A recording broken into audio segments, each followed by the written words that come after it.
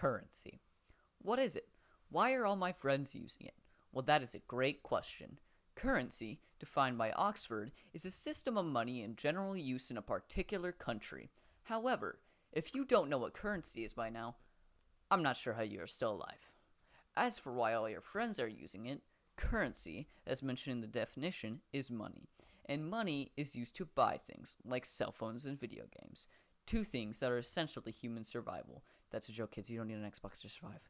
Regardless, you may have never thought of how such a boring topic like currency could relate to all the things you enjoy, but it does in a very substantial way. Currency has been around for almost all of human history and one of the building blocks of human civilization. The concept of transaction in currency was born in the late 7th century BCE and has developed from staters and drachmas of the ancient Greeks to the nickels and dimes of modern times. Without further ado, here's the history of Greek currency.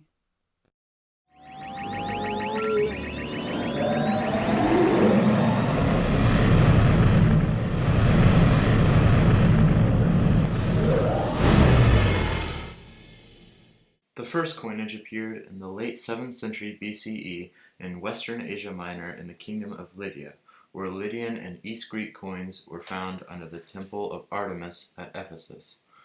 These coins were made out of a metal called electrum. Electrum is a natural alloy of gold and silver believed to be used in coins during this time. The first coins were typeless, meaning that there was no iconographic stamp on the front of the coin. Now, I know there were a lot of big words in that one, but essentially what I'm saying is that the coins didn't have a defining stamp like how our quarters have a portrait of George Washington on them. The next stage of coins included a geometric design on the front. On the back was a hammer mark, which was proof that the coin had been weighed and stamped, confirming its legal circulation. At the beginning of the 6th century, Miletos, the most important city in Ionia, began to issue larger coins called staters. Sometime later, in the early 5th century BCE, Croesus, the last king of Lydia, adopted bimetallism, a simultaneous issue of gold and silver coins that were obviously intended for transactions of different kinds of values.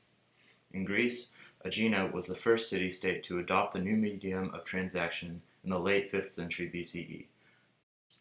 The famous Aeginetan staters, stamped with a representation of a turtle, spread quickly throughout Greece and even to Persia. Corinth followed Aegina's example and issued staters carrying the representation of Pegasus. Athens started to issue coins soon after Corinth, and the Athenian coins eventually settled into the famous design of the head of Athena on the front and an owl on the back. As these staters continued to develop, the ancient drachma was introduced for the first time as a coin. The word drachma, which derives from the Greek verb to grasp, was used in currency as early as 1100 BCE. The word drachma initially referred to a fistful of 6 metal sticks called oboloi. The Greek word obol refers to 1/6 of a drachma coin for obvious reasons. The drachma then faded from use in the late Hellenistic period when the Roman Empire invaded. Now we just skip all the non-important stuff, like the Romans and the Ottomans, and move on to pre-Euro currency of Greece. A few moments later.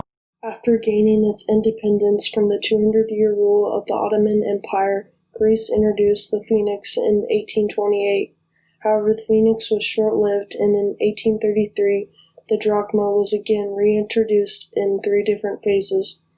The drachma was Greece's national currency from 1833 to 2002, when the euro banknotes and coins were put into circulation in Greece.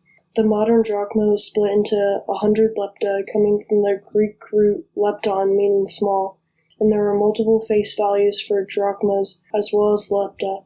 In 1868, Greece joined the Latin Monetary Union, and the drachma became equal to the French franc, the currency used in France at the time. No coins were issued from 1912 to 1922 due to the collapse of the Latin Monetary Union. Between 1926 and 1930, new coins were minted for the new Hellenic Republic and included cupro-nickel, nickel, and silver denominations. However, these materials changed back and forth throughout the life of the drachma. These were the last coins issued until the third modern drachma in 1954. The National Bank of Greece issued the banknotes during this time.